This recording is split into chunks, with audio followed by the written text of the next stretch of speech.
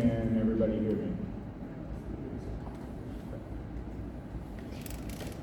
Like Tom introduced me, my name is Dr. Joe Stalman. I am representing Seneca Nation. President Matthew Pagels asked me to give everyone a Nyanwe Scano from everyone at Seneca Nation, and thank you for inviting us down here. We really appreciate it.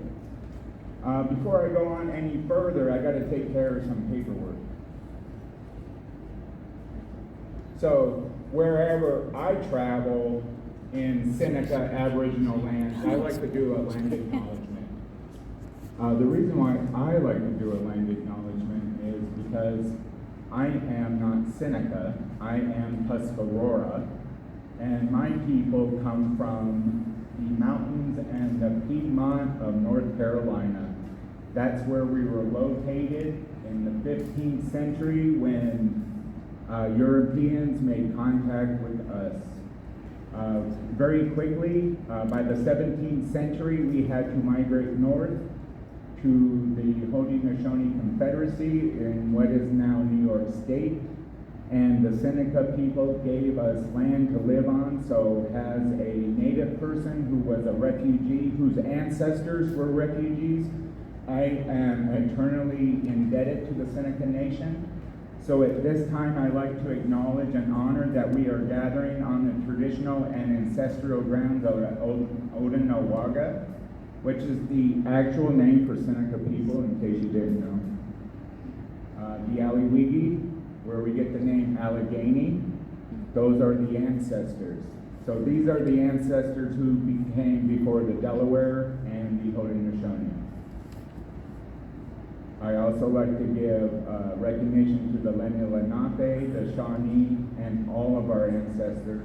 Their names slowly forgotten by time, and guided by the protocol set forth by the two-row wampum, I continue to peacefully reside, travel, and conduct my affairs on our ancient territories, which Pittsburgh is part of. I'd like to do a second acknowledgement, and this is in reference to what Tom just said about the last 18 months. This is one of the first times in my life that I have been part of a worldwide problem that involves every single one of you and every single person on this planet, and we are in this together. And at this time, I would like to do a COVID acknowledgement to all of us.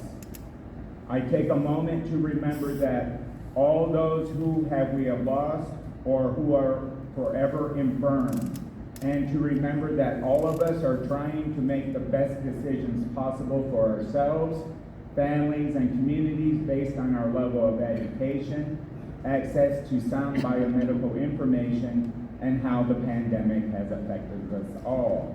I promise to reserve judgment so we may find a healthy solution for us all. Yahweh. So, before I actually begin, there was one fellow earlier who had seen me speak before. Has anyone else seen me speak before? You were the only one. Oh, really? Yeah. I saw you on the Zoom. Oh, two. Yeah. Oh, you saw me on the Carnegie one as well? That's where I saw you, the Zoom meeting. Okay. I actually like that Carnegie one, the Zoom one. I did not like the in-person one I did at the Heinz Center. I don't know, it wasn't my day. So before I go on, I'd like to give a little background to everyone so everyone kind of knows who I am and where I'm coming from. Because my story and the story that I tell about Seneca people is very personal, okay? My name is Dr. Joe Stalman. Please just call me Joe. I have my doctorate in social cultural anthropology. Even though I go around telling people I'm a cultural anthropologist, I'm really not. I am an indigenous researcher who uses the tools of anthropology, archaeology, history, folklore, and any other tool that I can fit into my tool belt, and I use. So that means I use GIS, I use ecology, I use botany, I use anything that I can get my hands on to create a story. because sometimes a lot of the answers that we're seeking comes from the other fields. So I don't like to relegate myself to anthropology. Doctor, what schools did you get your degrees from? Idaho State. I got my BA, my first MA at Idaho State in Pocatello, and then I got another MA and a PhD from Indiana University. All in sociocultural anthropology. The reason why I ended up in anthropology is because I am mixed. My mom is white and my dad is Native.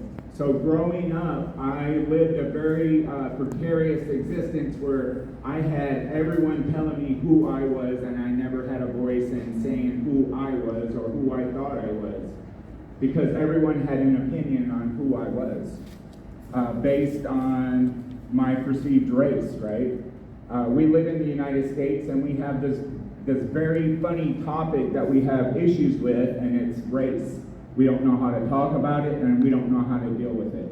So for someone like me growing up, I lived in a place where my non-native relatives would say I'm an Indian, and then when I'm with my native relatives, they would say that I wasn't because I had a white ancestor.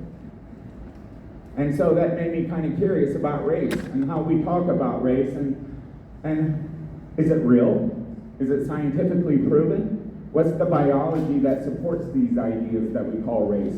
And so very early on, I found anthropology. I found anthropology before I graduated high school. I actually knew what I wanted to do before I graduated high school. And that's a rarity that I'm learning throughout my life here, because most people kind of end up bouncing around until they find that little niche that they like. But I have always known what I like. I already discussed my education. You know, I have 4 degrees in sociocultural anthropology, but along the way with earning those degrees, I got to work with Native communities all over Turtle Island. So I worked with communities in Utah, Idaho, Nevada, Wyoming, Montana, and then I went to Mexico, Guatemala, Honduras. I spent many, many years down there. Not only did I work with Indigenous people, but I also worked with undocumented farm workers. I have worked with Latinos men who have sex with men. We didn't label them, but we had to do something, and to target people who don't identify as being what you would maybe call gay or homosexual. How do you reach those people? So we had to get very clever in some of the ways that we, try to find these people in the fields. When I was in Guatemala, I worked with several communities. We worked in the post-Civil War area, kind of in the highlands, and I was teaching people how to use computers at the time. And then very slowly from that moment, I got very interested in Native people's connections to land. There's a lot of research that hasn't been done yet, especially in the Northeast United States, and I need to hurry because they're cutting all the trees down. And the reason why I'm in a hurry to study all this is because one of the things that people don't realize is that, a lot of people assume that Native people were just kind of living aimlessly in the woods until the white man came, and that wasn't actually the case. We have carefully manicured and managed the landscape for thousands and thousands of years, and we still have residue evidence, and it's in the oak groves. So throughout certain places in Pennsylvania, New York State, and Ohio, we still have remnants of our agroforest. We were utilizing forest. So when people talk about Native people, relying on the 3 sisters, corns, beans, and squash, people are forgetting a much larger picture. And we utilize thousands and thousands of acres of land every year in order to have our needs met. So I'm kind of talking about my career right now. I finally graduated with my PhD. So I started school in 2005. And it took me quite some time to get to my PhD because I was having too much fun working as a student. I was able to travel very cheaply, basically free, and get paid for it. But after a while, I was told to hurry up and graduate because I was starting to get old. Well, when I graduated, I had beat out the next wave of undergrads by 20 years, and I thought it was time for me to go. But since that time, I have taught in colleges and universities, and then my wife and I, we won a house up in upstate New York, close to the place where I was born, and so we took a risk.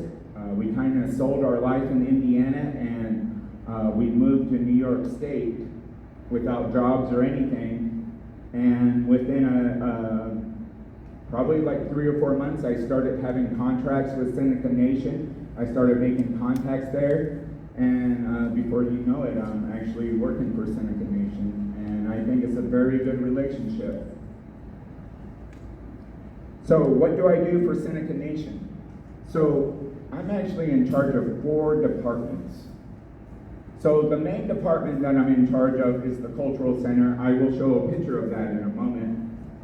It's a 32,000 square foot facility.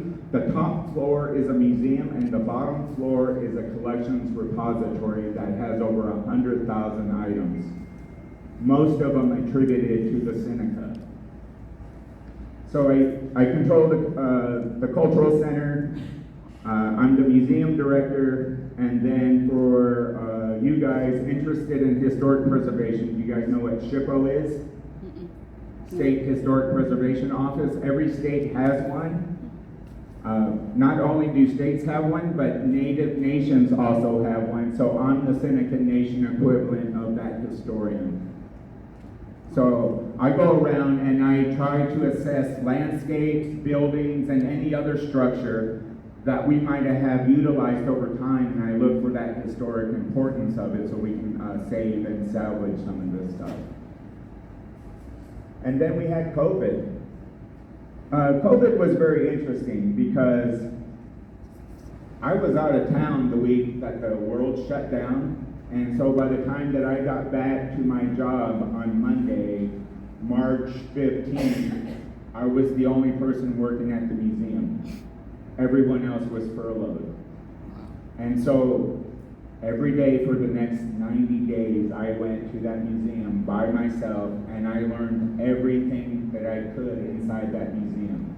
I have tried to make myself an expert on Seneca culture and all of the culture that they hold within its walls.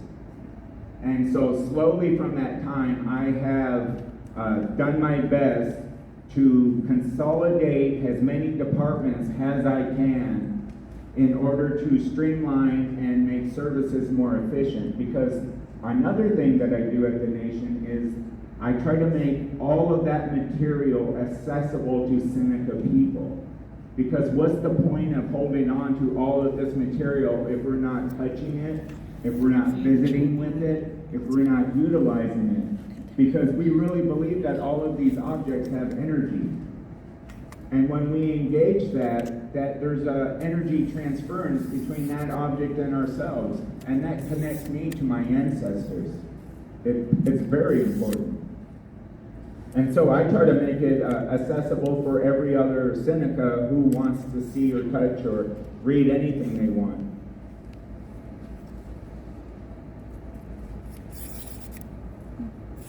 I know this is not the best image, but can everyone make out this image? What are you guys looking at? It's the Great Lakes, right? So one of the first things that really got me interested in anthropology, once I kind of looked at races, I started becoming interested in worldview, the internal structure. Those rules started my career looking at things called worldview. And very early on, it dawned on me, when we have conversations about certain subject matters, let's say the French-Indian War, even though we can read the same books or read the same primary documents, it doesn't mean we read them the same way, right? And that's one of the fallacies about America that I would like to address, because when we all look at certain maps, we assume that we're all looking at the same things, correct? We're kind of forced to look at things that way. And so I have this example that I like to share with all of my talks. This is not a Haudenosaunee one, this is an Ojibwa one from the Great Lakes. And you see how instantly the way they see the world is very different from the way you would? What's their northing? East. Why would you think it's east, sir? Because I know the orientation of the Great Lakes. And the easternmost lake is Lake Ontario. Mm-hmm. The reason why it's because that's the rise of the sun, right? The beginning of the day. That's our north. And so that's the direction that we would rely on the most and not north. And then every other landmark on that map has been replaced with Ojibwa terminology that makes sense to Ojibwa people. Because each one of those names has a meaning. It could be things as simple as the place of the rice, the oxbow, smelly water, who knows? But they all have names that are very significant. And America has a history of going right on top of our places and applying new names.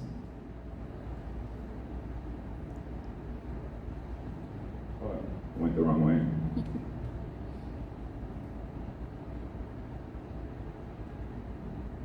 So this is the Haudenosaunee Cultural Center.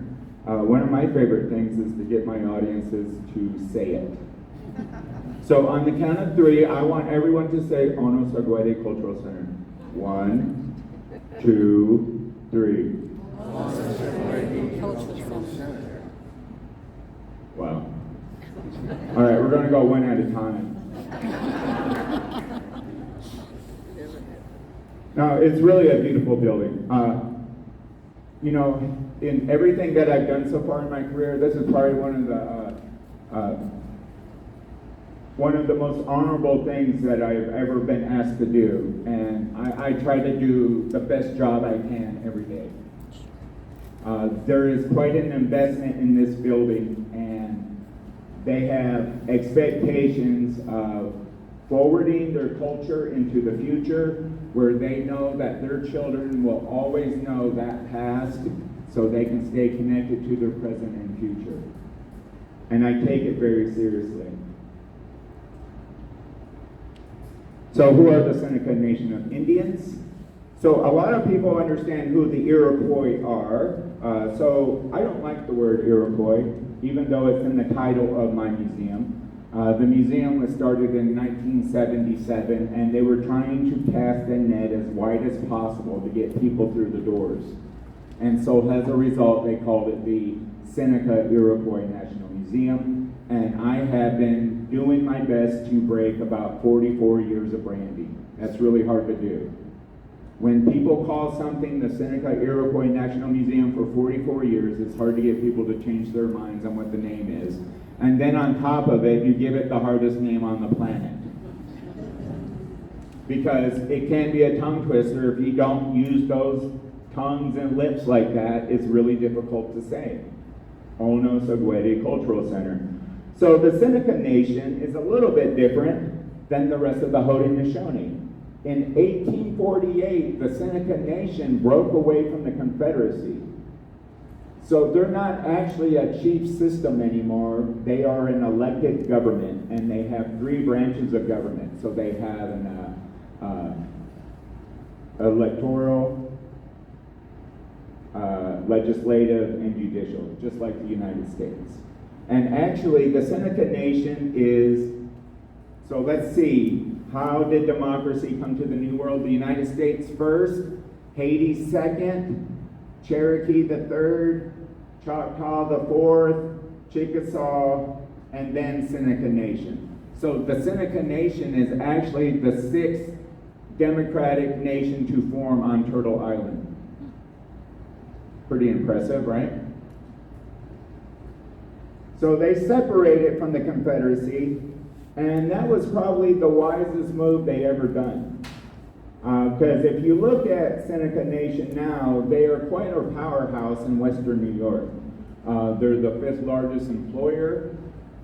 They have worked out deals with the federal government where they're able to purchase back lands And when they purchase back lands, it automatically leaves the tax base and it returns to reservation. So the Seneca Nation can go to any county in its Aboriginal lands. That's what it looks like now. See all that purple right there? Because of nefarious treaty dealings of the United States towards the Seneca, they have worked out an agreement with the federal government. Wherever they go, where that purple is, they can take the land back and take it out of the tax base. I think that's pretty impressive. So let's go back to New York State, where the Seneca are now. I believe, does this have a clicker?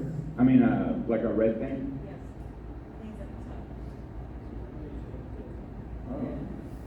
All right, do you see Niagara Falls?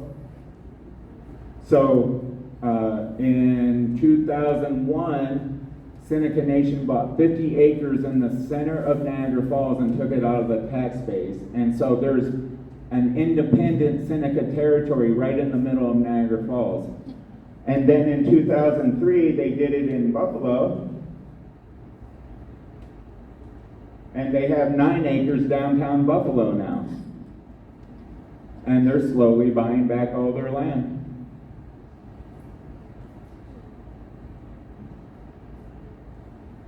So, one of the jobs that I have, I was telling you guys I'm the historic preservation officer, right? So you see all that purple? That's my jurisdiction. So whenever there's an energy development going on, if there's any federal housing or development taking federal monies, anything that is beyond private, I get to learn about it. And I get to find out real quick if there's any cultural resources in the area of that development. Seneca Nation has a say in how that project goes forward. However, I'm the only person in that office right now, and that's a really big territory. And I answer every piece of mail right now, but I don't know how long I can keep it going. Because ever since Biden came into office, one of the things that he did that I'm really impressed with, that Trump didn't do, Biden demanded that all of the agencies contact Native nations and begin dialogues. I'm in office of one, so I get like 200 phone calls a day. So what Biden did, bless his heart, was give me a lot of work that I'm having trouble keeping up with. So does anyone kind of understand the eastern boundary here? Does anyone kind of know how this follows history? No. Yes, sir? It looks like it's following the Allegheny Mountains. It is. But there was a very big treaty back in the 18th century, right? What treaty was that? Do you know? No. 1768, the Treaty of Fort Stanwix. So the Treaty of Fort Stanwix, you see the eastern line, right? So William Johnson, the superintendent for the British Empire, had difficulty stopping English settlers from crossing the Alleghenies into Haudenosaunee lands.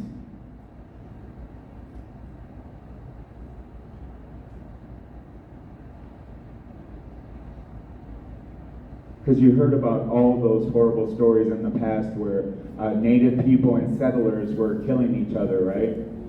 Well, a lot of the story is when English settlers were coming into the colonies, there was no land for them to have on the east side of the Allegheny, so everyone kept moving west. Johnson had a lot of difficulty stopping the squatters. And he tried everything. So things like Pontiac's Rebellion or Pontiac's War, it's an extension of that. It's because the settlers wouldn't stop crossing the line. And no matter what Johnson did, they just kept coming. And so because of that, there was war after war. And he was hoping that the Treaty of 1768 would be the one treaty that would finally create that permanent boundary between Haudenosaunee lands and the British Empire. That treaty only lasted for about 3 years. And we also know that around, 1770, 1771, we have Lord Dunsmore's war in Virginia going over into the Ohio country, right? So the treaties didn't matter. But however, for my office and my office's needs, I have decided to follow that Treaty of 1768 because it makes it easier for me to keep track of all those projects.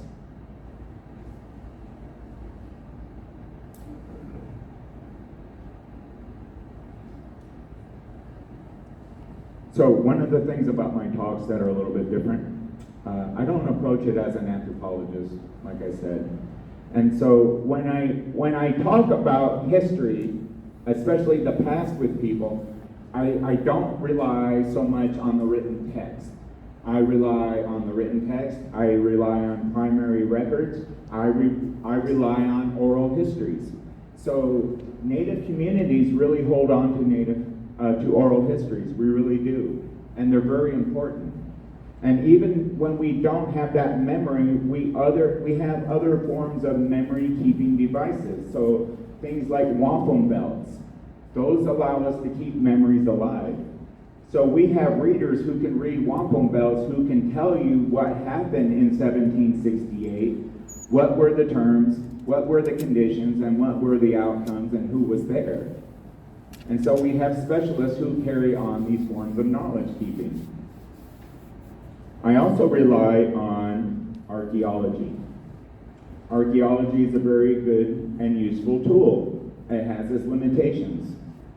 But that's fine, because the longer that I keep working with archaeologists, we're going to find that middle ground where Native communities and archaeologists can actually work together, because it's a rarity that they actually do.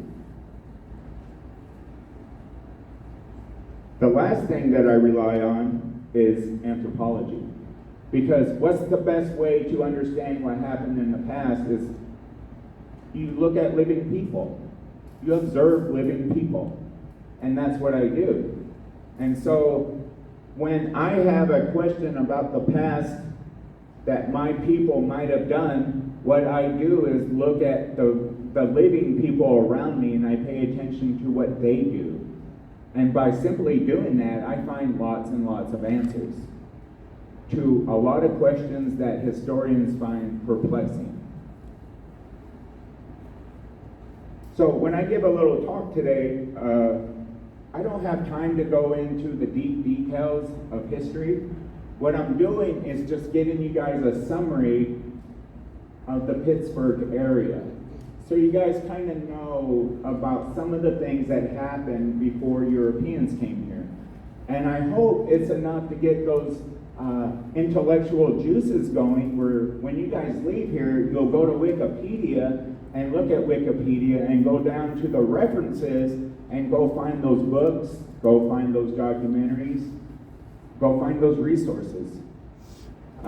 If you're really interested in history, I say go and look at the letters of your founding fathers. A lot of the things that I tell you, and I tell my other audiences, I go straight to the source. Because Washington tells people what he wants. And he doesn't really mix. He's straight to the point. He told Sullivan and Clinton, I want you guys to go through Iroquois and raise their communities to the grounds. I don't want their land to be able to grow one more crop. He's very explicit. He is very explicit. So if you ever doubt anything that I say, I encourage you to go look for it, please. But in order to understand Pittsburgh a little bit, I'm going to go through the basics of the Northeast, trade and forest diplomacy. I will talk about the Pittsburgh area, and because of time, I'm just briefly going to mention about the Delaware, Lenny and Lenape, and the Haudenosaunee, i.e. the Iroquois. And then for Nadine, she wants me to talk about Guyasuta, so I will. So one of the first things that I learned in college is maps lie. Maps lie real bad. And because we see maps in publications, we assume that maps are telling us the truth. And so this is a good example here. Let me see. I have difficulty finding this. There we go. You see this big void? Do you really think there was a big void right here? So they have slowly started to do re-estimates on the populations before 1492. So in 1972, Russell Thornton estimated there were 10 million Native Americans north of Mexico. Now that number is up to about 150 million. Because people have started to look at the archaeological evidence a little bit differently. And so by the time that the Europeans were landing over here, you know, in Massachusetts and Pennsylvania, there were only about 3 million native people left.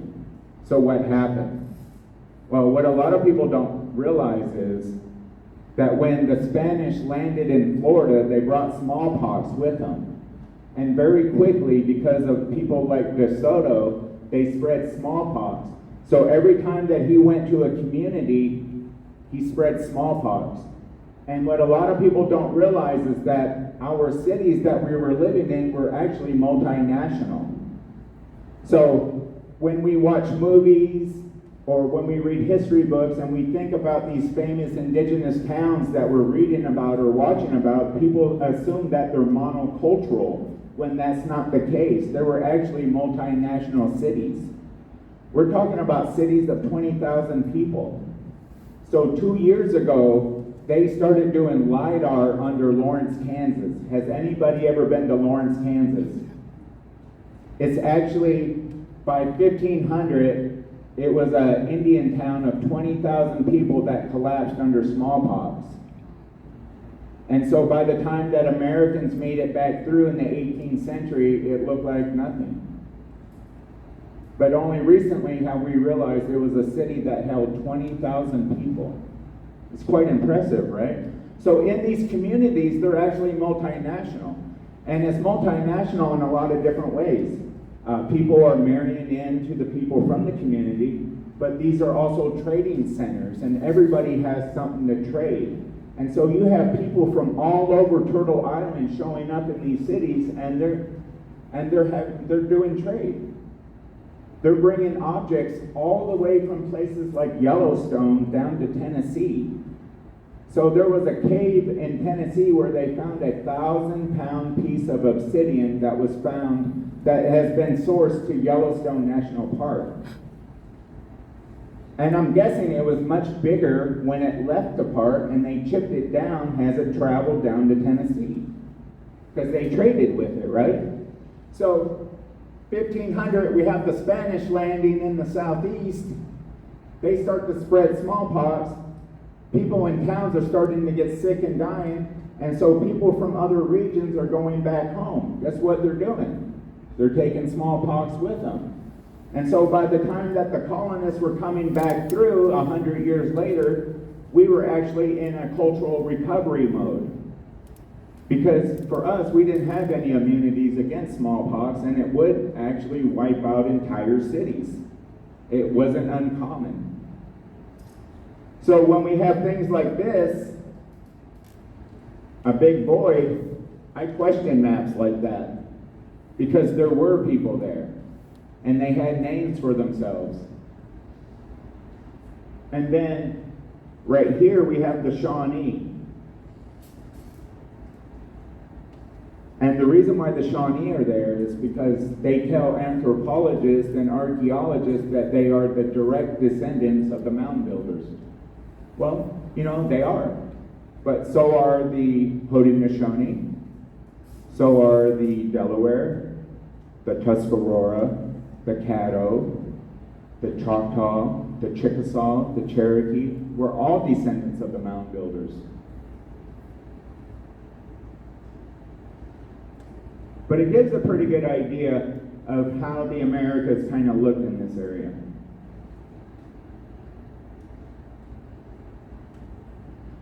So another thing that people don't realize is when you read history, you only read it from your eyes. You can only read it how you understand things, right?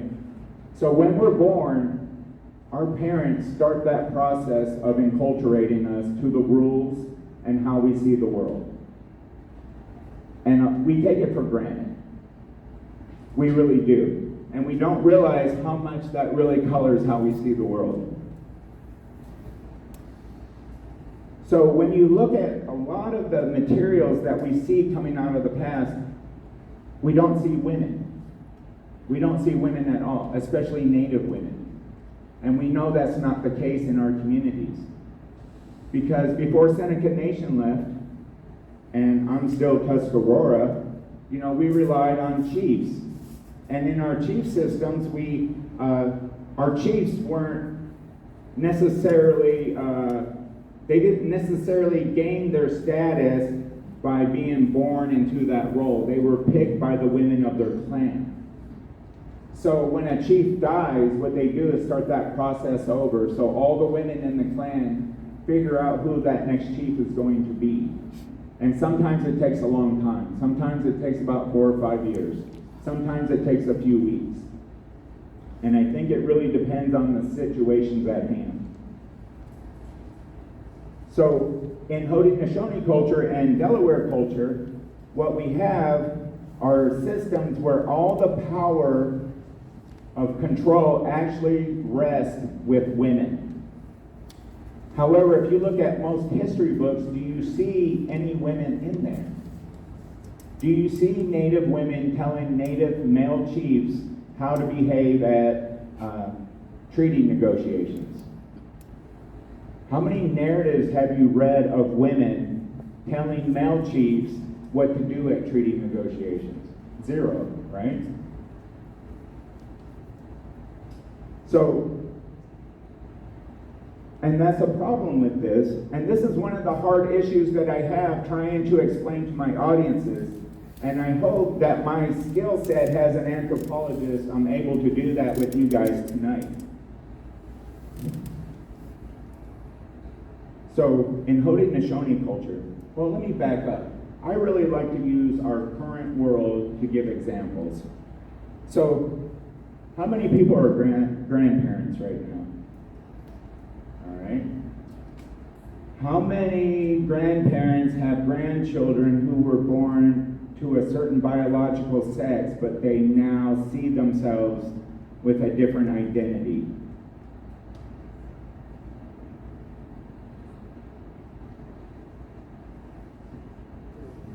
One. I bet there's more. I'm almost betting there's more. What a lot of people don't realize is that the idea of being born with a certain set of criteria that your whole society has relied on for generations to determine how you would kind of navigate that course of life, that's being thrown out the window, isn't it? You're having to redefine your grandkids in different terms that you never had to think about, and some of it you're making these giant leaps of rational thinking. You're like jumping all the rules. You're breaking all the rules to fit your grandkid into your world. Well, when English people and the Swedes and the Germans, when they came here, they had a lot of difficulty understanding Native culture. And one of the things that they couldn't understand is, within Native societies, it's not a bad thing to live in a gendered world. Because we all have our place and we all have our duties. And so for Haudenosaunee people, there were 2 types of worlds. And it was called the clearing and the forest. Have you guys heard of this? The clearing and the forest, very important. Because within Haudenosaunee worlds, people were kind of relegated where you went out into the world. And so the things that we would call the forest belong to the men. And the things that we call the clearing, which include towns, the fields, and all of those forests that we managed, those were called the clearings, and that was in control of women. And so when Europeans came here, they didn't understand gender, first of all, And then they didn't understand in how people divided the world up. Because men weren't supposed to go into the women's world and try to dictate terms over there, and women didn't go into the men's world to dictate terms there. And so very quickly off the boat, Europeans didn't understand those rules. And so very early on, they made women invisible when they were considered equals in our culture. And actually, in a lot of cases, they were seen as superior because they held all the knowledge. They held the wisdom, and they dictated to male chiefs what was to be said and what was to be agreed on in those treaty negotiations. However, when Europeans came, the first people they encountered were male traders in the woods, right? And so those male traders started trading with Europeans. And when they came back to the clearings, they came back with a lot of new things that has never been seen before. Things like brass and metal pots, firearms, metal knives, hatchets, axes. And very instantly, this upset the world, our gender world. So within our societies, even though we would have a male world and a female world, within each of one of those worlds, you also had your own economic system. And so when men were coming back out of the forest with all of these trade goods, they started to upset the cottage industry at home. And so the things that women were making at home, like pots, bone blades, stone blades, and all of those other tools that kept them sovereign from men, started to get imbalanced. Because it took power away from women. It took away economic independence from men. And it actually made Haudenosaunee women more dependent on Haudenosaunee men. And so when I talk about this balanced worldview, I think of it as an oscillating holism. Does everyone understand that? All right. So have you guys seen yin yang? That symbol yin yang? So when light moves, dark moves to keep a balance, right? So in my native culture, we do the same thing. So when men become too powerful, the women become powerful to create a balance. However, when you have giant shifts like trade coming in and destroying everything that we've been doing for thousands of years, it becomes instantly obsolete. It's really hard to get that balance back. It's very difficult, and we're still trying. The other thing that really upset everything were firearms. Very instantly, Native people loved firearms, even though there were a lot of disadvantages to having them, such as getting them wet, acquiring gunpowder, getting lead, what if they broke, et cetera, right? But overall, the economic cost of having a firearm was better off than having bows and arrows. The other thing that was upsetting was alcohol. I know everyone has heard all of these stereotypes about Native people being alcoholics, and one of the issues is we didn't really have alcohol over here. What we had were lightly fermented drinks made from things such as saliva, corn, and things of like that nature. But they had a very low grade of alcohol. And so when Europeans came, they were instantly bringing rum over here. And that also upset that balance. So in Guyasuta's town, Guyasuta had a town called Burnt Town.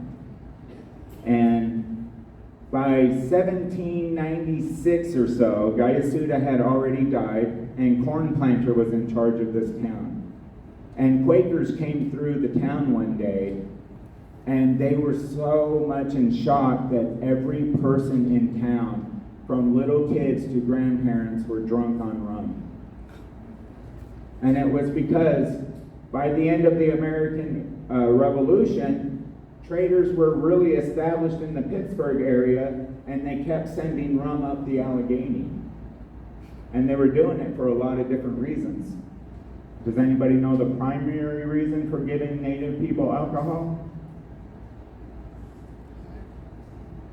land. It's always land, people. One place where we did have success, wampum.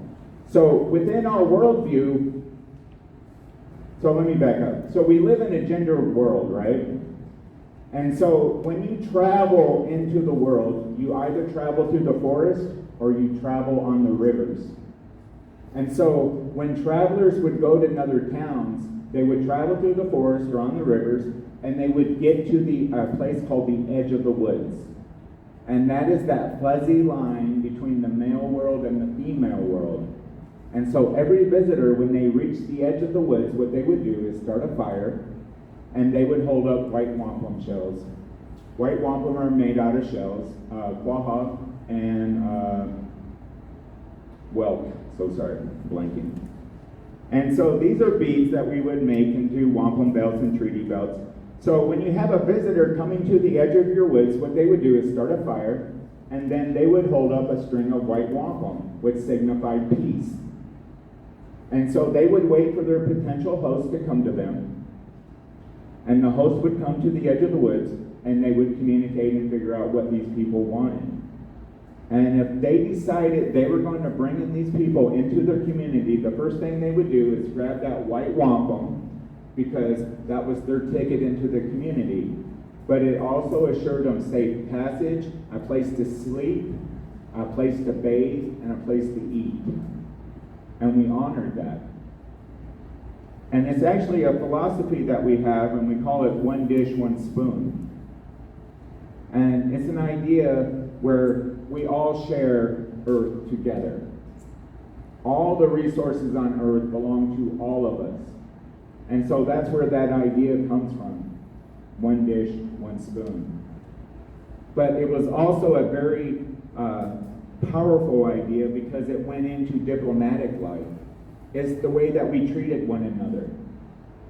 So if you were to come all the way up to Salamanca, you spend all day driving, and you wanted, and we were going to have a meeting about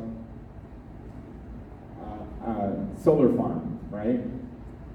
I've been in my office all day, I've been sipping coffee, I've been relaxed, I'm not concerned about the traffic or anything. And then you spend the next 4 hours driving through traffic on the interstate, having to look for a place to go to the bathroom and stretch your legs, and then you come to my office and we have a meeting. We're not on equal footing because you're exhausted from your travel and I'm fresh. And how are we supposed to be on equal footing if you're not on par with me? And we really did believe in these principles. It was very important. And that was one of the things that we were really successful with the British, because William Johnson became an adopted Mohawk, and he embodied these principles. So every time that there was a treaty between the 1750s and the 1770s, William Johnson made sure that there was a forest diplomacy where he combined ideas of native ways of doing diplomacy with European ways. And so it was one of those first areas in North American life where we actually had syncretic culture, where we combined two worldviews to create a new way of doing things.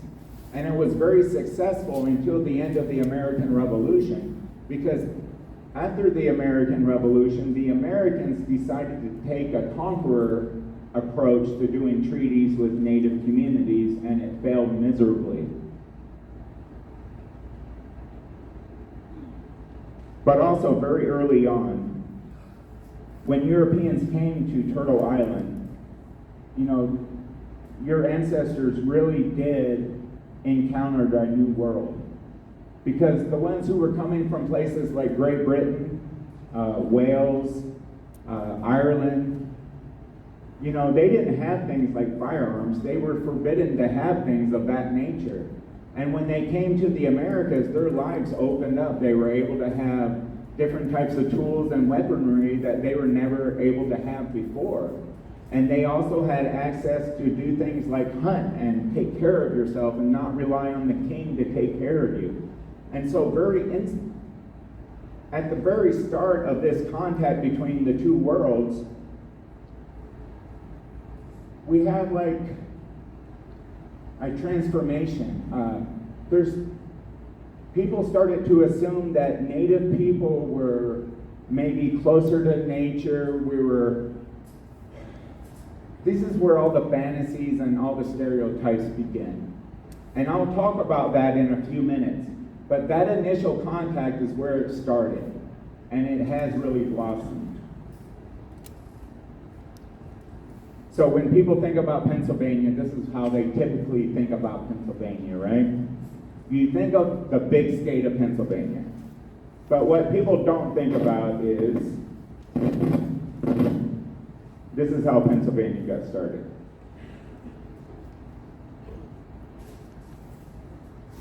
So very early on, this is where Mr. Penn got started. This was the first colony. And then he spread over here, and then very slowly, Pennsylvania grew. But it took 100 years. And it wasn't all that quick.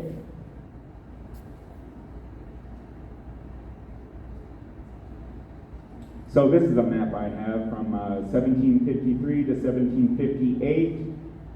Do you see the line of forts growing across that land base that England is slowly acquiring from the Lenny and Lenape and the Haudenosaunee?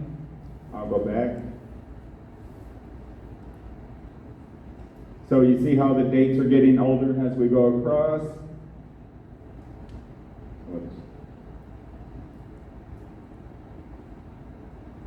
And they kind of stop in this area. Because this is where William Johnson wanted to stop the colonies, right? And so, for the longest time, at the edge of the British Empire right here, we had people constantly going over the mountains, thinking that they could settle on native land, i.e. Seneca land, and just kind of squat. And it was such a source of a lot of problems for Seneca people, but also for British people.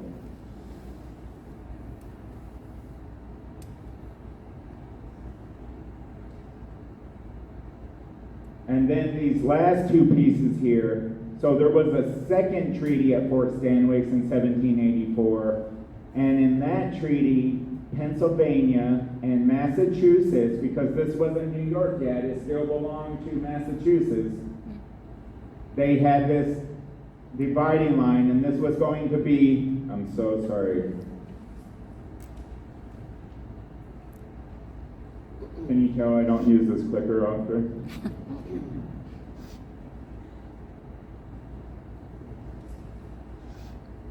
All right.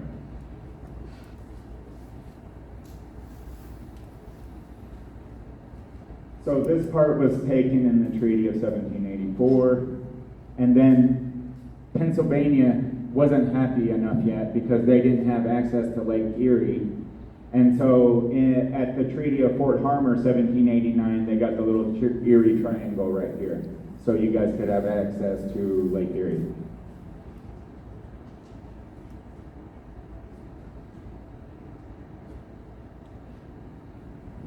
So in the Pittsburgh area, the Seneca were doing a very good job. They did actually an excellent job at keeping out the French and keeping out the British until the 1750s.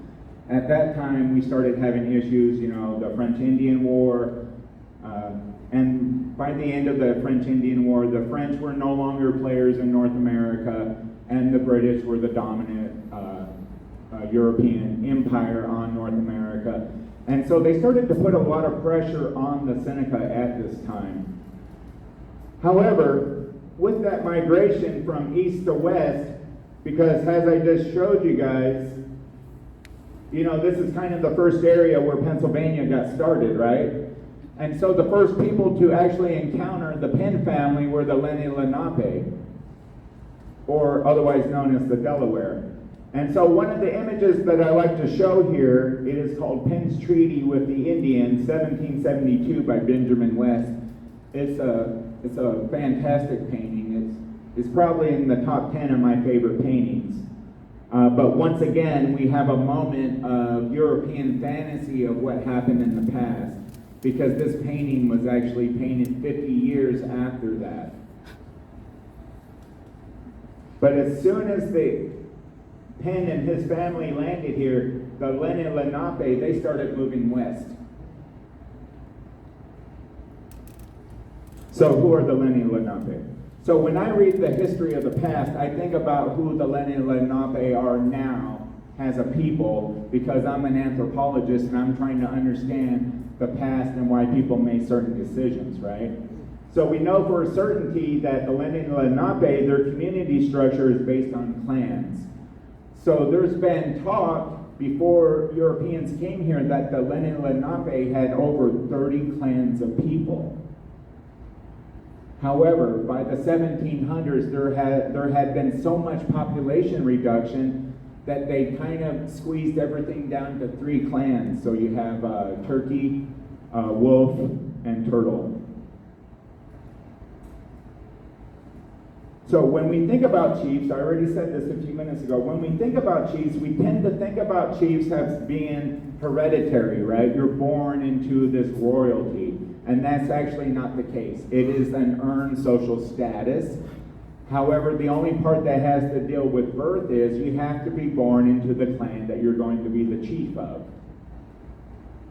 So Lenny and Lenape, just like Haudenosaunee, you have to earn this status. And so here's a little thing that I like to include in my talks. So when we read the past, we read things like the great father, or you are my brother, or things of that nature, right? You hear of these stereotypes throughout history. Am I right? Yeah. Right. Well, in Haudenosaunee culture and Lenny and Lenape culture, when you call someone father, that doesn't mean anything, because your father was kind of irrelevant. It was your mother's brother who was your father. And so he was actually termed to be uncle, which he is, right? So your father is termed uncle, but he's not your father, and your actual birth father is a meaningless person in your life who might leave at any point.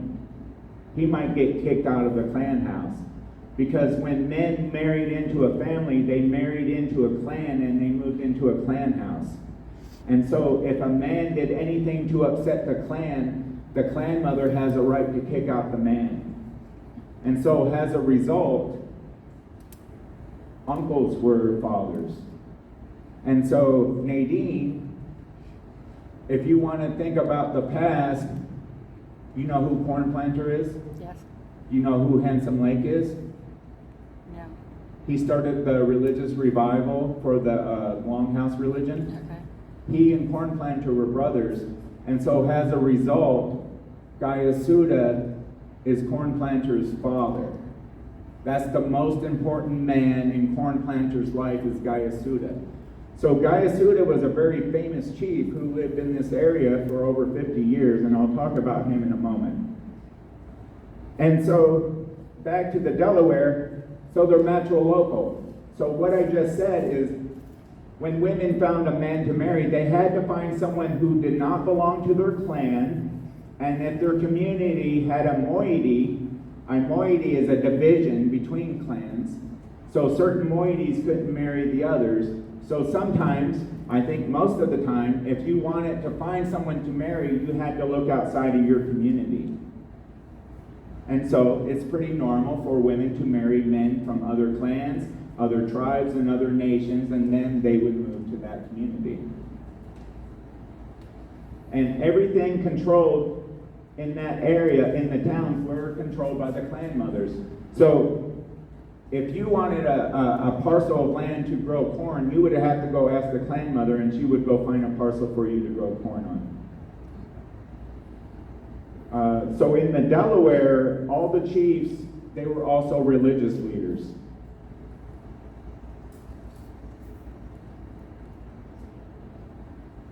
All right, so let's switch gears a little bit to the Haudenosaunee Confederacy.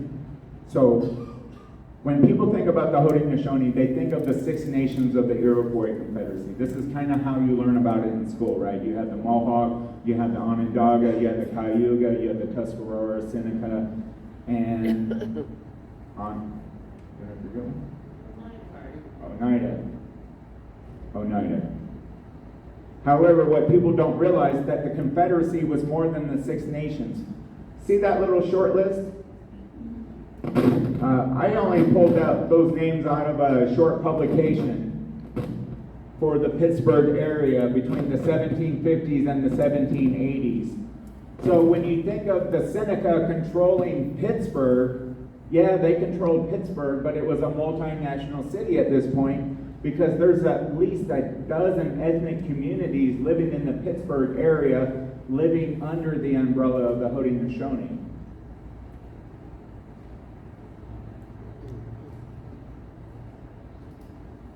So the Haudenosaunee is very much like the Delaware.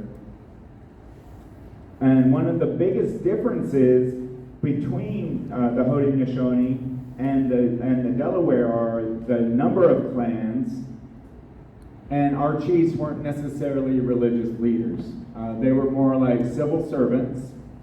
And then if the community was in war, they would actually go find someone who was a good warrior, and they would raise him to be a war chief for that war. And then after the war, he would lose his status. So you guys know of Red Jacket? Red Jacket was a very famous Seneca. He was a war chief, and then he became a pine tree chief, but he was not a chief title holder. And so that's one of the fallacies of history. So after the American Revolution, Red Jacket was supposed to give up his title as chief, but that never happened. And the reason for that is because Red Jacket was a great orator, and people came to hear Red Jacket for his advice. They came to hear his words. And so as a result, the Seneca people found it to be very important to keep him on as a chief. He was a very good go-between between the British and later the Americans with the Confederacy.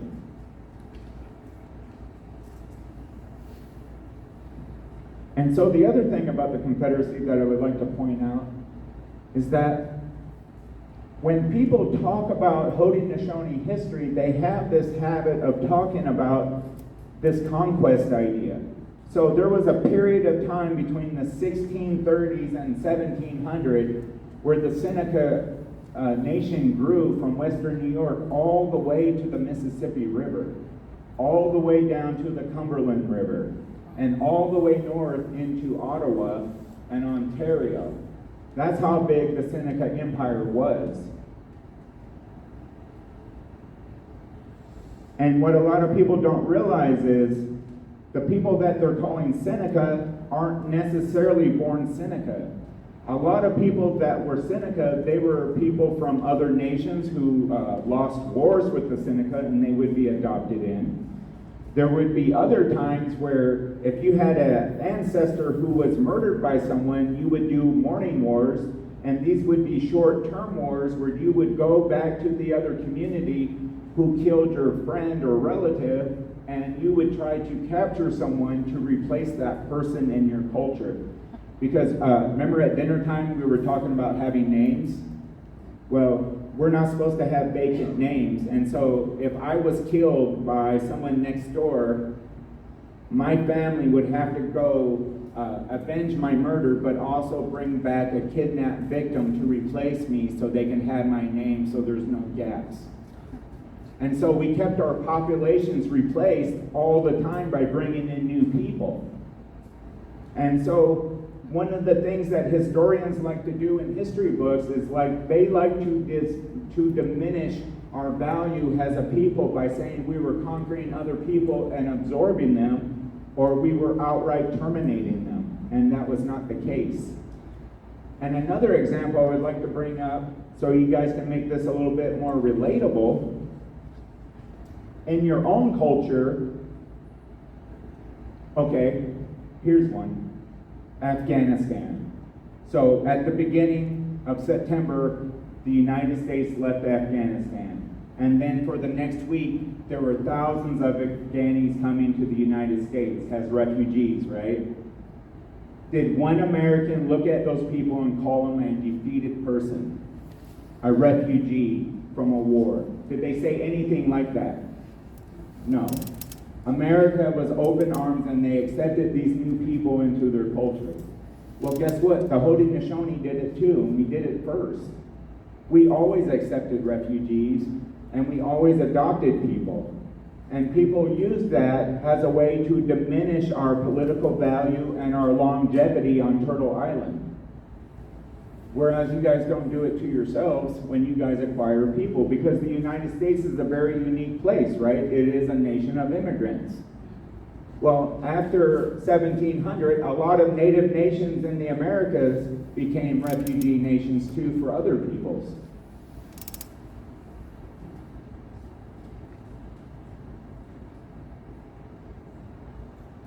So as an anthropologist, I'm going to kind of read this slide a little bit because I want to make sure that my point is made. Ethnicity seems to have mattered very little to Native peoples. With adopting people. So if I was born in Delaware and I got adopted by the Seneca, I would actually give up my Seneca identity and become Delaware identity and become Seneca. I would forget about that past. And then I've been looking at archaeology, and in places between New York and Pennsylvania, we're starting to see a lot of evidence of graves that are very much Delaware, and right next to them would be someone who was very distinctively Iroquois. And so it really does seem to be a case where ethnicity doesn't matter to people. I kind of went through all of this about oral history suggests that the Lenny and Lenape and the Haudenosaunee are, they come from the same source. We have the same set of ancestors, the Iroquois, who are people who are descended from the mounds. So in this case, they went up through Ohio, across that Erie Triangle, and went into New York and down into Pennsylvania. And then I already made my lower point here. So historians are very good at looking at culture in the historical record. And so as a result of not understanding what they're reading, they have misinterpreted the historical record in a lot of ways.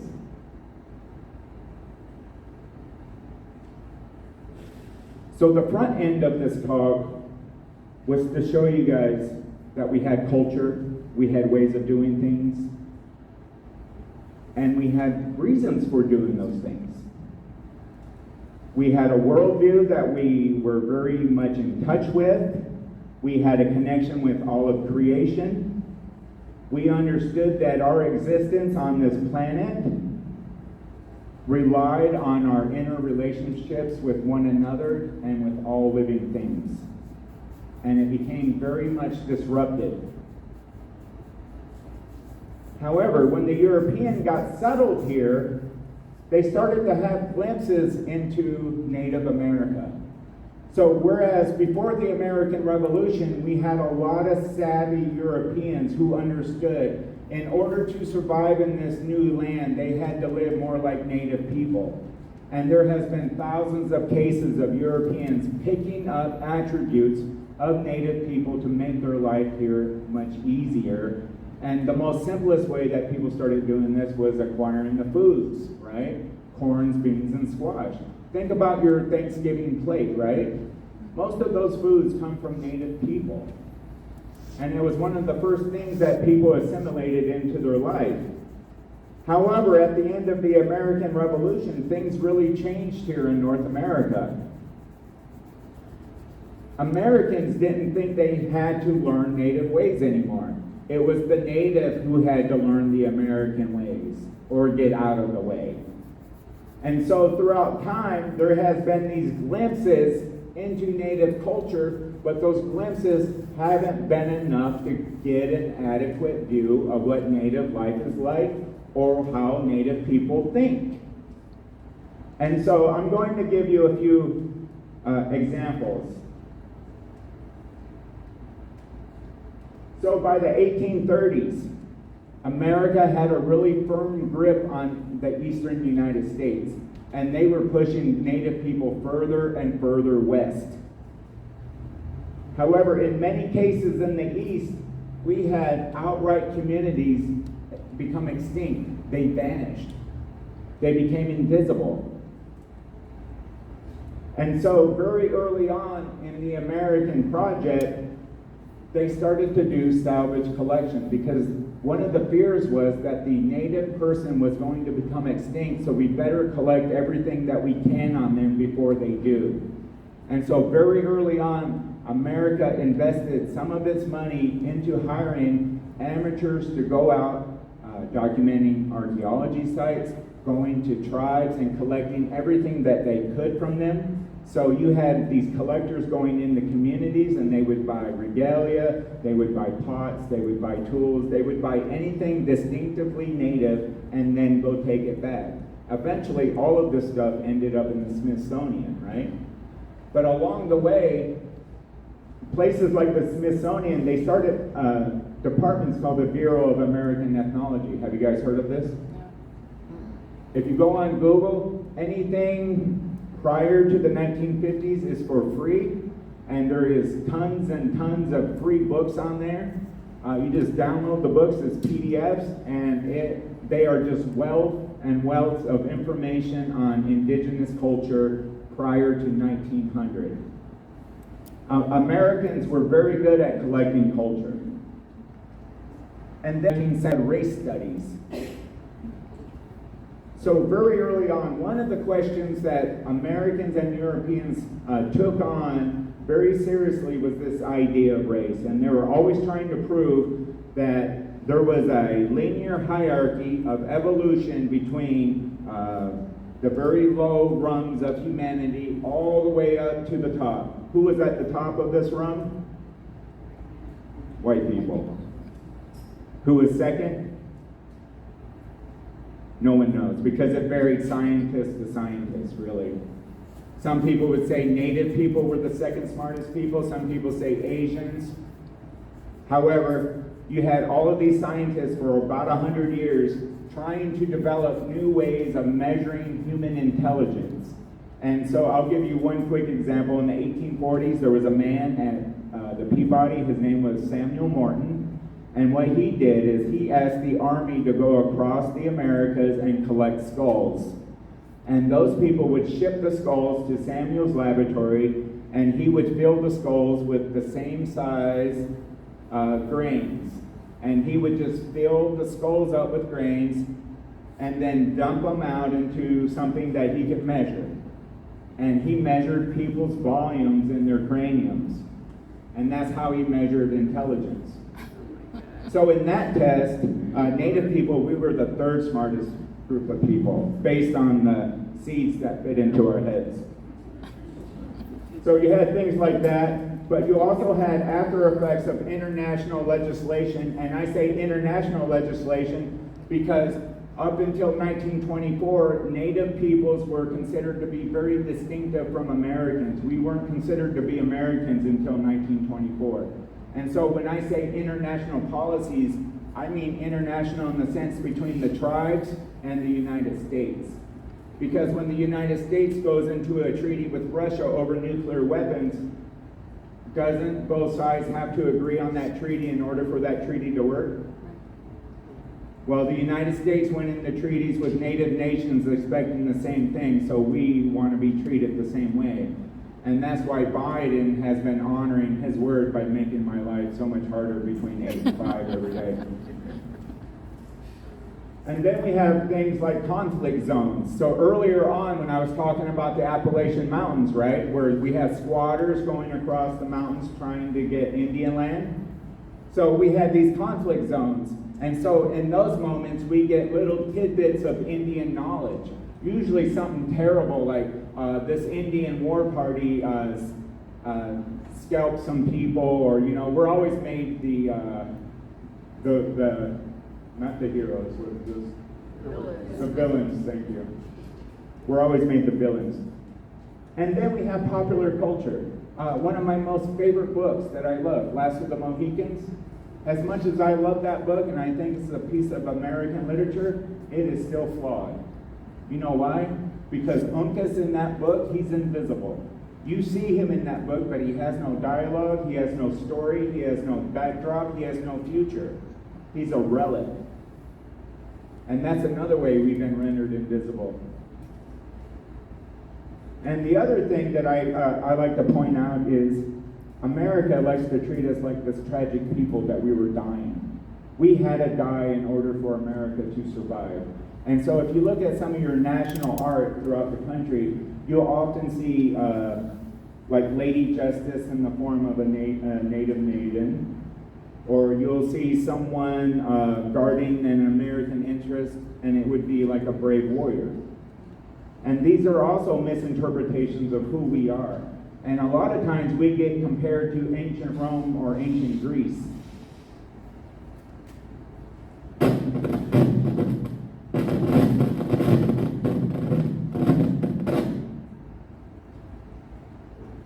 So here's a picture that I like. Can you guys see this one?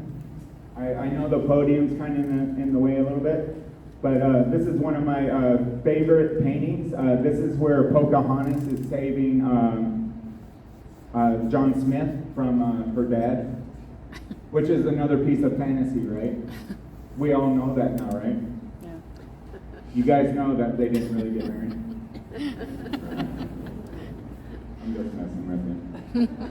But this is the point where we started having these ideas of what, this is how Native people are supposed to be, this is how they live, and people played with them into their fantasies, and this is where the stories come, and this is where all this stuff that we see on social media, it comes from the imagination.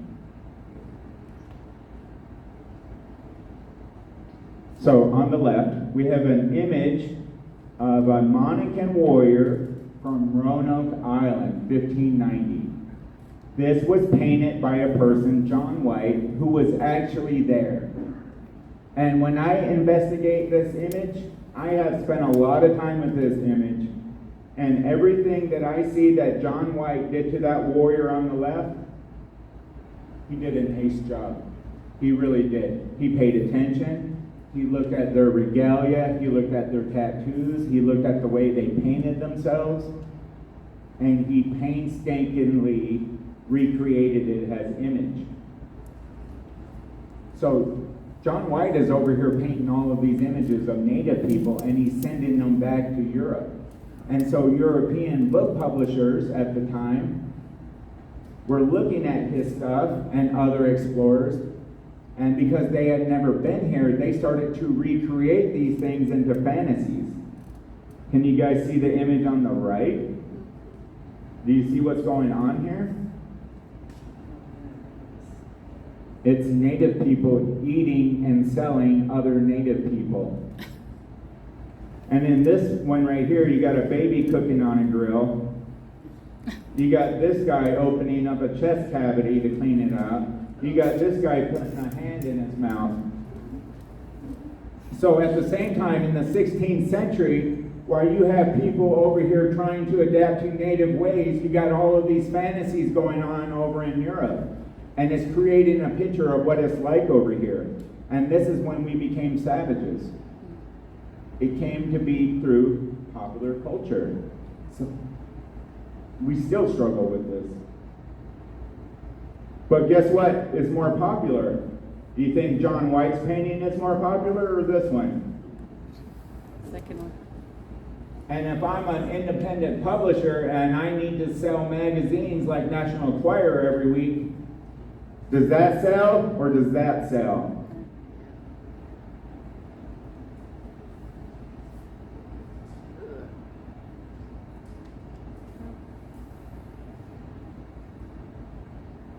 So why am I here? So I came because I have heard so much about this area. Over the last couple of years, I have had many conversations with people who are from here, who have lived here for a few decades, who call this place home. And there are a lot of people who have definite opinions on how the future should look like here. And you know what? I'm so glad that you guys called. I got to talk to several of you, and I'm glad that I did, because one of the first things that I learned was that all of you care. Even though I didn't agree with, I don't think anyone actually. No, really, I didn't. There was one group who wanted to keep a name. There would be another group who wanted to change it to something sounding native, and then there was another group who just wanted to change it to something nondescript. Because the fear was eventually that would become a stereotype too, right? And I actually didn't agree with any of the opinions, but the one thing that I was very happy to hear was you guys were calling our offices and asking us. And I really appreciate that, and I know Seneca Nation appreciates that too, because we don't get to hear this a lot. People don't ask us for our opinions, they make up their minds for us, and they call it honoring. And this was one of the first times that people actually reached out. And this is the reason why Matthew Pagels, the president, asked me to come down, because he couldn't do it himself. But we have been rendered invisible. It's a policy. It's like this unspoken policy. And the native people have to be erased. Because every treaty, every agreement between the United States and their forefathers with native nations, every accord has been broken in more ways than one. On the drive down here, I could think of 6 times that the Seneca Nation had been cheated out by the United States after a treaty. After the 1794 treaty, the Seneca, more than 6 times. More than 6 times, and the last time being Kinzua Dam. And that was probably the biggest slap in the face, is Kinzua Dam. But they still believe in those words, and they want you guys to honor them. And we think we have an audience here who actually believes that. So we've been rendered invisible, and in other cases we have been erased. And then the visibility that we do have is stereotyped. We have so many issues. And yet when we turn on the TV, we're still not human beings. And if we are shown as human beings in movies or TV, it's usually in a period piece and not as modern people doing modern things with everybody else. We have been relegated to the past. So as a result, we're a stereotype and we still don't have a voice. And I think it's important for everyone to look at Indigenous people because we are the canaries of society. When the United States or other governments break their contracts with us and violate our rights, guess what they're going to do to you next? It's true. Eminent domain. Look at how they use it. And we're all potential for that. And it's important to look at native nations to understand that we have been through it and we're looking for ways to stop it from happening again in the future.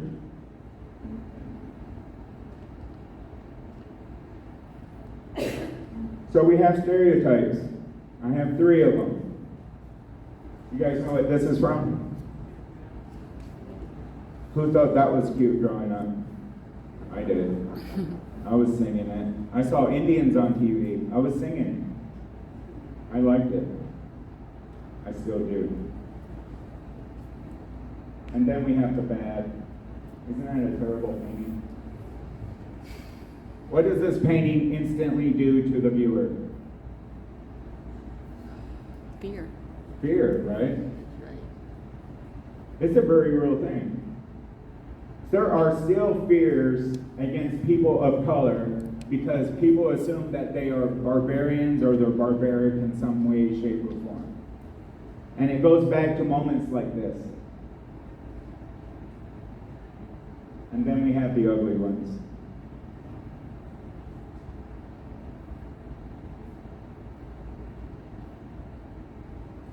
So,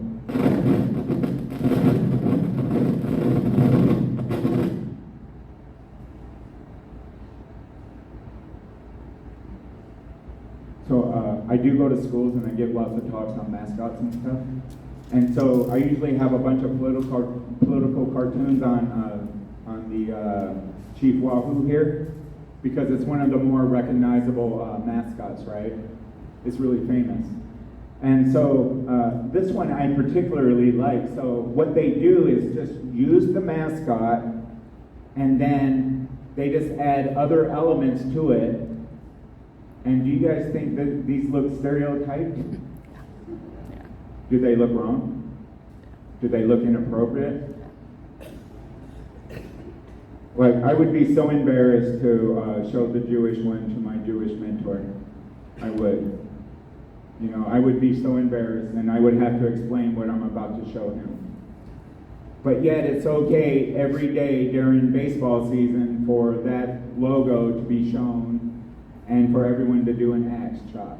Not anymore. Not anymore, right? Times are changing. But it took the Redskins a long time, didn't it?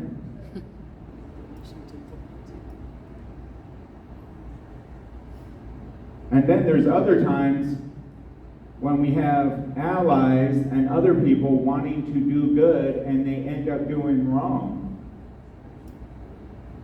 Did you guys know that the Land O'Lakes maiden was actually drawn by an Ojibwa person from the Great Lakes who was actually from the Land O'Lakes area? He was a graphic designer who worked for the United States Army during World War II. He worked with a lot of illustrators from Disney doing propaganda for the United States Army. Afterward, he got a job in advertising, and he created the Land O'Lakes logo. You know why he created it? Because he told his children that he never saw anything positive of his culture in the world. So in his day-to-day, he never saw anything positive about natives, so he wanted to put one positive thing out there for the world to see. And then last year, in the middle of all of that social unrest, the Land O'Lakes company thought it was time to get rid of it because they saw it as insensitive. And they did not reach out to anyone. And it was only after the fact that someone reached out from the Washington Post they reached out to the graphic designer's son who gave them the backstory. So we continue to be erased.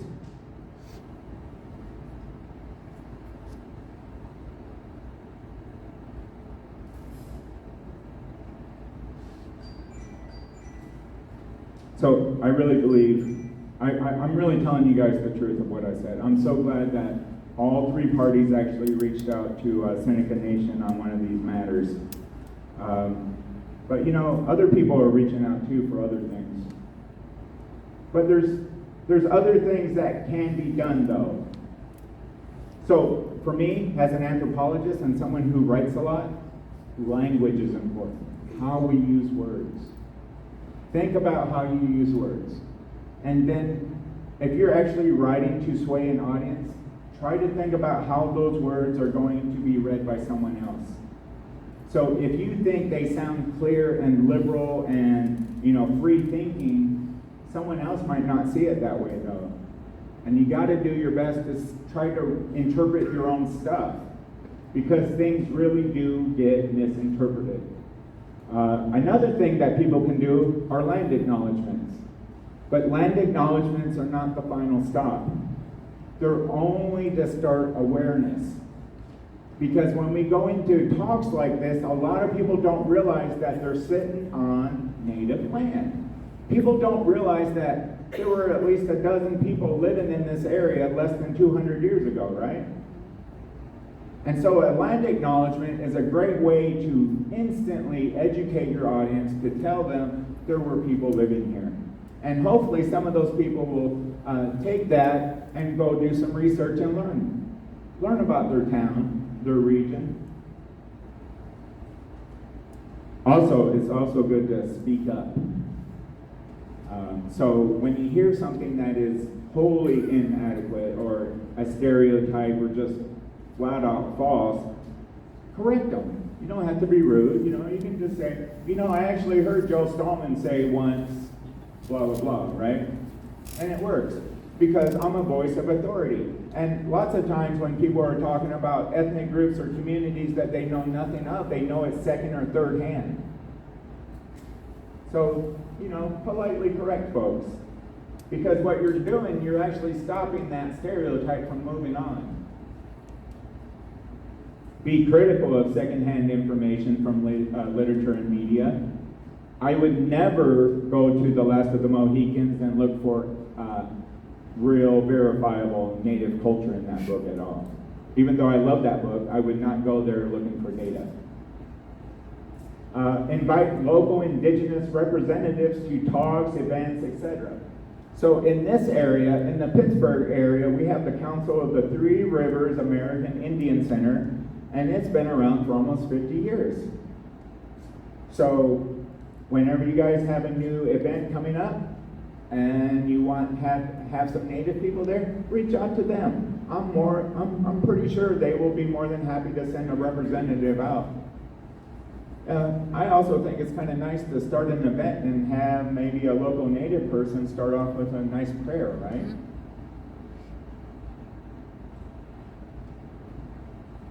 And when there are concerns involving native people, take some time to learn about why they're being vocal. And that kind of goes back to an earlier point I made with you. Because if it's going to happen to us, it's going to happen to you guys at some point.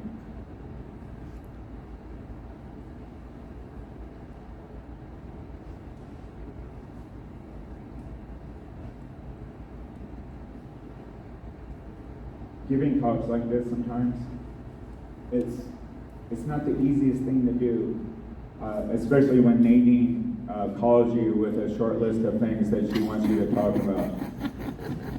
And then at dinner time, she was like, "Can I add on to that list? Can we talk about food? What kind of foods?" No, it's really hard to get all of the details in, all of the things that I want to say, because I have an hour and I'm trying to cram in all of this stuff. And for me, to be a good anthropologist or a good historian, you got to have the backstory, right? You got to know why people are behaving the way they did or what led us to this point. And you got to know that backstory. And in moments like this, I have to hurry up and give you little pieces of information that carries you on to the next part of the story. And so as a result, I obviously left out a lot of details, a lot of historical moments. But I gave you guys a starting point. You have something to start with. You have something to go research. You have something to go read next. Right there, you have all of my information. If you guys are interested in a book, you want a starting point, if you want to do some native genealogy, if you want to give something back to the Seneca people, get a hold of me. I'll be more than happy to talk to you. People corner me all the time, and I just talk and talk and talk, and I answer all their questions. I really do. But in a situation like this, I have to be quick because I'm trying to cast my net as wide as possible, as quick as possible. But I do welcome anyone to reach out and contact me, please, seriously. I do thank you, Nadine. The center, you guys have a beautiful center here. You guys have a nice community. It's the first time I've actually been to this side. You guys have been a great audience. Thank you for inviting me. The next time you guys do anything big and public and outside with lots of people, please invite me. I would love to come back. Nellen?